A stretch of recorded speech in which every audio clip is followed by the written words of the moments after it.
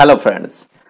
आज हम जो बात करने जा रहे हैं रिगार्डिंग अ रिसेंट गैजेट जो कि भारत का राजपत्र है, that is the gadget of India. यहाँ पे एक नोटिफिकेशंस कंप्लीटली दिया गया है एंड ये जो आपके पास जो गैजेट आया है वो gadget specially about your next examination. ठीक है, ये किस एग्जामिनेशन के रिगार्डिंग बात करेगा? ये बात करेगा रिगार्डिंग नेक्स्ट एग्जामिनेशन। और ये जो गैजेट जो रिलीज हुआ है वो आप स्क्रीन पे देख सकते हैं। ये रिलीज हुआ है 27 जून 2023। ये पब्लिक डोमेन में आ चुका है। तो ये बेसिकली जो हुआ है वो है about the national medical commission act 2019। ये क्या है? NMC national exit test regulation 2023 है, जो आप हमारे स्क्रीन पे देख सकते हैं। और ये चूंकि भारत के राज्य पत्र में आ चुका है, जैसे गैजेट ऑफ इंडिया में आ चुका है, यानी कि ये अब एप्लीकेबल है। तो जो एक डाउट, कॉमन डाउट जो सबके मन में जो चल रहा था, वो अब डाउट कंप्लीटली खत्म हो चुका है। यानी कि नेक्स्ट अब होगा ही। There is no other options at all for those student who are pursuing MBBS in India और अब्रॉड। हम डिटेल में डिस्कशन करेंगे without wasting the time. Each points का हम डिटेल में डिस्कशन करेंगे। जो हमारे इस चैनल पे नए हैं, आपसे ये रिक्वेस्ट है कि हमारे इस YouTube चैनल को, दैट इज अगर आप सर्च करना चाहते हैं तो @DRNIRAJSINGH सर्च करेंगे YouTube में, आपको ये चैनल मिलेगा। मैं नीचे डिस्क्रिप्शन में पूरा लिंक भी दूंगा। ठीक है, तो चलते हैं वन बाय वन बात करते हैं इसका इंपॉर्टेंस क्या है। ये नेशनल एग्जिट टेस्ट हम कंप्लीट इस गैजेट को कंप्लीटली आपको सिंप्लीफाई करेंगे ताकि आप हर पॉइंट को समझें, क्योंकि आपके पास आधे अधूरे नॉलेज हैं जिसमें बहुत सारे कंफ्यूजन्स हो रहे हैं। तो ये जो गैजेट है वो क्या है? Medical graduate to register practise modern medicine. अगर आप इंडिया में मेडिसिन का, मॉडर्न मेडिसिन का प्रैक्टिस करना चाहते हैं तो ये आपको नेक्स्ट देना पड़ेगा। ठीक है, एंड द सेकेंड पर्पस क्या है इसका? Post graduate medical education. अगर आप कंट्री में एमडी, एमएस, डीएनबी करना चाहते हैं तो ये आपके लिए एंट्रेंस एग्जामिनेशन का एक बेसिस होगा। नेक्स्ट जो एग्जामिनेशन होता है ये डिवाइड किया गया है 2 पार्ट्स में। ठीक है, एक नेक्स्ट 1 एंड दूसरा नेक्स्ट 2। अब हम बात करते हैं ये क्या है नेक्स्ट 1 एंड नेक्स्ट 2। नेक्स्ट 1 जो होगा वो थ्योरी एग्जामिनेशन होगा, that will theory examination. Earlier एक डाउट क्रिएट किया गया था कि ये एमसीक्यू बेस्ड एग्जामिनेशन होगा तो सिंगल आंसर टाइप होगा ना मल्टीपल आंसर टाइप। यहाँ पे आप पॉइंट नंबर 2 में आप देख सकते हैं, द क्वेश्चन शैल बी 1 और more than 1 type of multiple choice questions. एक तरह के हो सकते हैं, मोर देन 1 हो सकते हैं। ठीक है, बट जो एग्जामिनेशन होगा वो कंप्यूटर बेस्ड एग्जामिनेशन होगा। और ये admission to post graduate broad speciality की बात करें, यानी एमडी, एमएस, डिप्लोमा, अगर पोस्ट ग्रेजुएशन की बात करें तो उसके लिए पर्पस सॉल्व करेगा। और यहाँ पे टोटल 6 पेपर होगा। माइंड इट, नेक्स्ट 1 6 पेपर होगा, बट नेक्स्ट 2 में ये पेपर हो जाता है 7 पेपर। तो यहाँ पे कितने पेपर हैं? 6 पेपर है। और ये जो कवर करेगा वो 3rd MBBS final year subjects को कवर करेगा, that is medicine, surgery, obstetrics. मतलब मेडिसिन एंड एलाइड डिसिप्लिन होगा, सर्जरी में भी एलाइड्स होगा, पेडियाट्रिक, ओटोलरिंगोलॉजी एंड ऑप्थेल्मोलॉजी। एंड बाकी जो फर्स्ट एंड सेकेंड एमबीबीएस के जो बेसिक सब्जेक्ट्स आपको पढ़ाए गए हैं वो भी इसमें कवर्ड होंगे। सो ये होगा आपका नेक्स्ट के विषय में। जो 1 है उसके विषय में कुछ इंपॉर्टेंट बातें हैं जो कि काफी जगह मिसलीडिंग इंफॉर्मेशन चल रही है, सोशल मीडिया में काफी जगह सर्कुलेट हो रहा है। तो मैं चाहता हूं कि ये गैजेट जो ओरिजिनल गैजेट है जो इंडिया पब्लिश्ड हुआ है उसकी लाइंस को ही आपके सामने डिस्कस करें। नेक्स्ट एग्जामिनेशन कितने बार होगा ये ऑलरेडी क्लियर किया गया है, ट्वाइस ए ईयर। ट्वाइस आप हमारे स्क्रीन पे देख सकते हैं, 2 बार होगा एग्जाम में।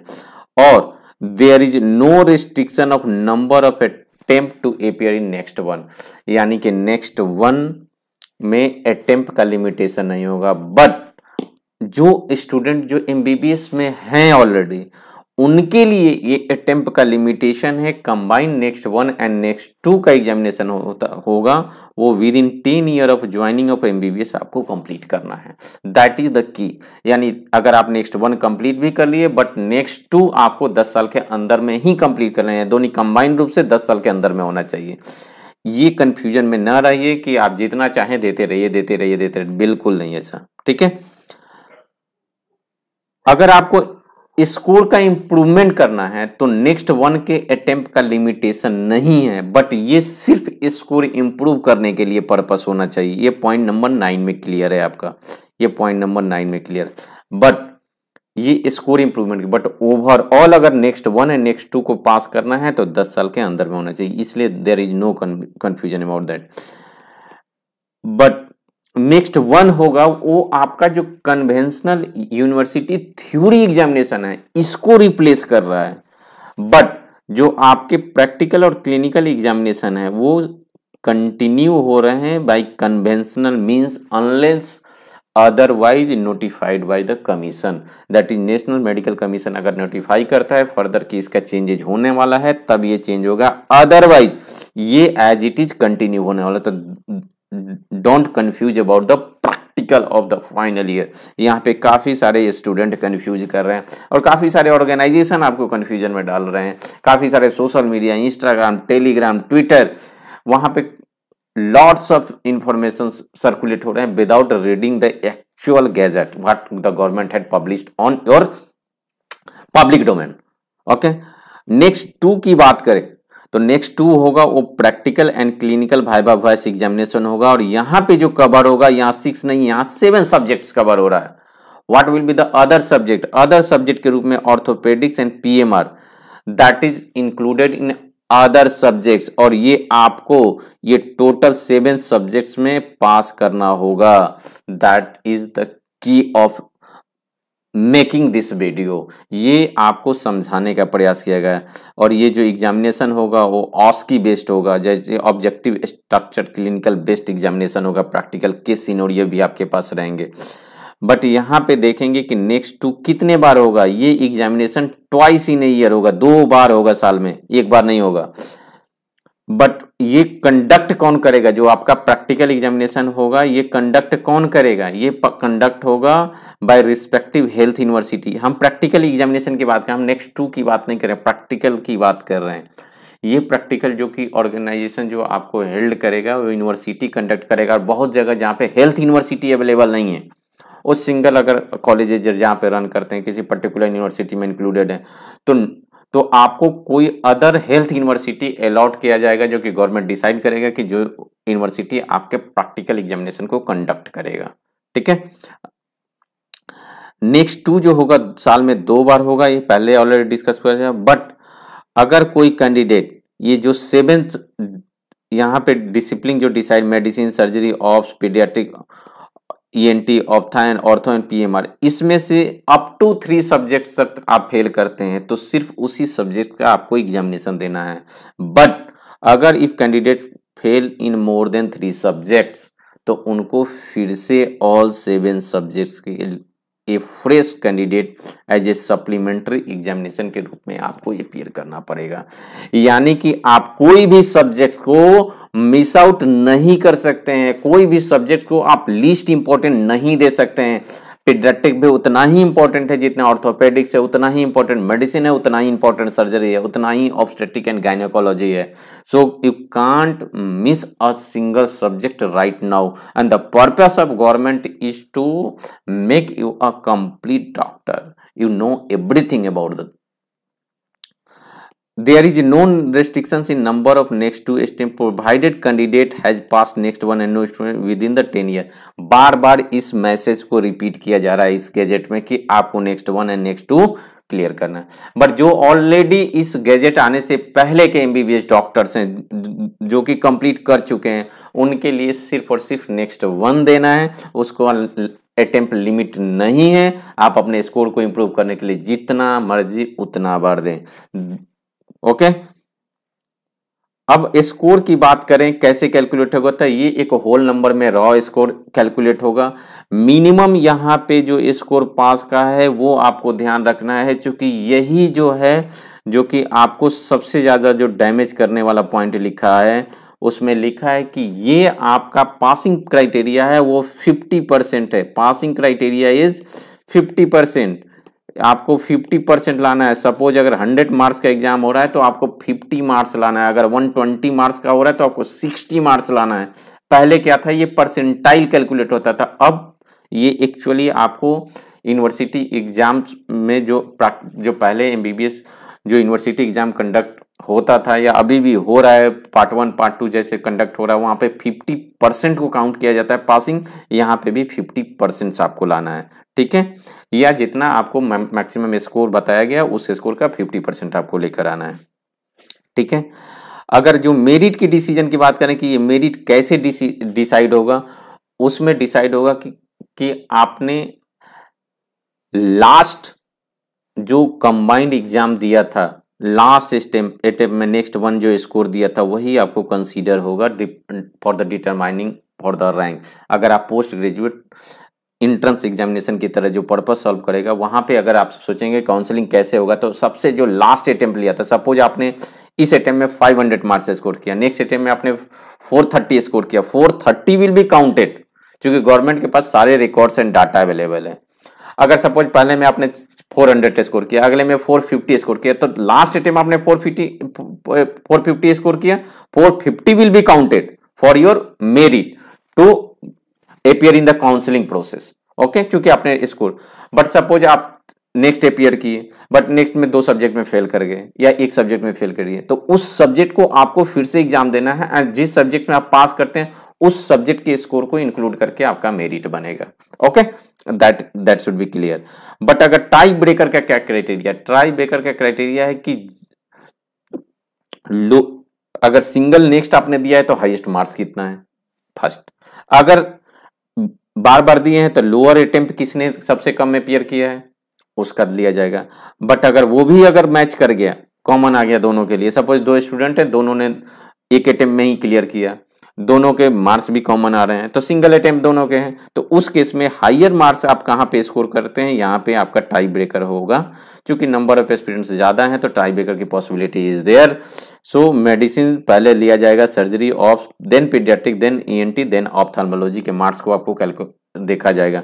पहले मेडिसिन में किसका ज्यादा है उसको अपर वेटेज है। यहाँ पे आप एक चीज आपके लिए इंपॉर्टेंट है कि एज को ट्राई ब्रेकर क्राइटेरिया से हटा दिया गया है। पहले क्या था कि ओल्डर स्टूडेंट को प्रेफरेंस दिया जाता था, but right now this is going to completely replaced and that will be going to become on the merit based, okay. अब आपका जो पर्पस क्या होगा नेक्स्ट का वो आप थोड़ा सा समझ लें, क्योंकि I am going to conclude this suddenly. Provisional registration के लिए अगर आप इंटर्नशिप शुरू करने वाले हैं तो इसके लिए आपको नेक्स्ट के पेपर में पास करना होगा, सारे पेपर में। अलोंग विद दैट पास करना होगा आपका final practical regulated by university जो एग्जाम कंडक्ट करता है, दोनों में पास करना होगा, तब जाके आप इंटर्नशिप के लिए प्रोविजनल रजिस्ट्रेशन के लिए एलिजिबल हैं। यहीं पे हैं जो सबसे ज्यादा लोग, मैक्सिमम लोग भूल कर रहे हैं कि क्या ये नेक्स्ट 2 का रूप होगा, बिल्कुल नहीं। नेक्स्ट 1 भी पास करना है, नेक्स्ट प्रैक्टिकल भी पास करना है, तब आप प्रोविजनल रजिस्ट्रेशन दिया जाएगा ताकि आप इंटर्नशिप के लिए एलिजिबल हो सकें।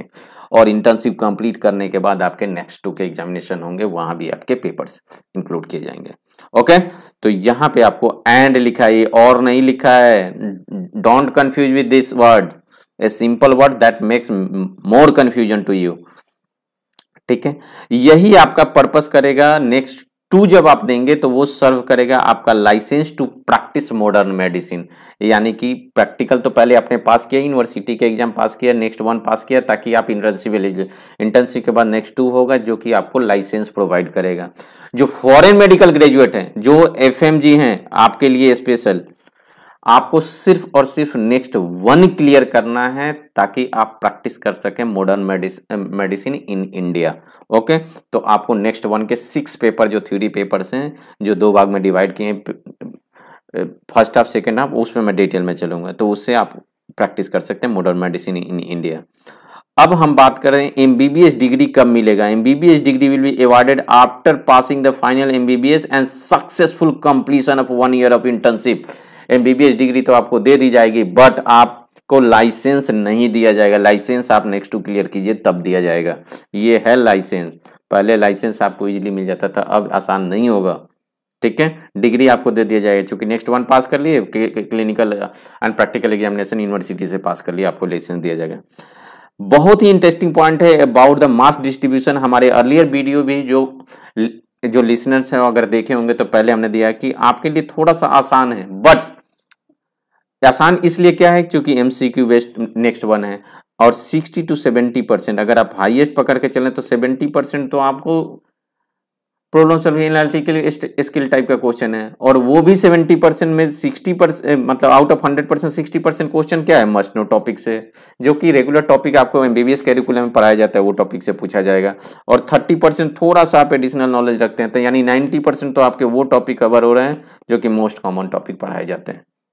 ठीक है, but advance recent advances research oriented topic latest update अगर बात करें, बोलते हैं कि फॉरेन एलियन टाइप के जो क्वेश्चंस होते हैं वो अगर आते हैं तो ओनली 10% वेटेज रखा गया है। रिकॉल टाइप 15% है, यानी कि अब लास्ट ये प्रीवियस ईयर के क्वेश्चन करने से, रट्टा रटाई बातों करने से आपका कोई बेनिफिट नहीं मिलने वाला है।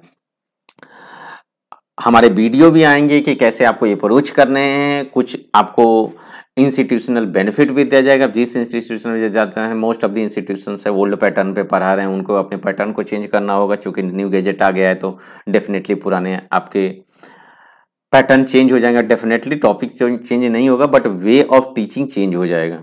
तो वहाँ पे pre and para clinical subjects के वेटेज थोड़े कम हो जाएंगे, तो आपको क्लिनिकल सब्जेक्ट्स पे वेटेज ज़्यादा रखने होंगे अब।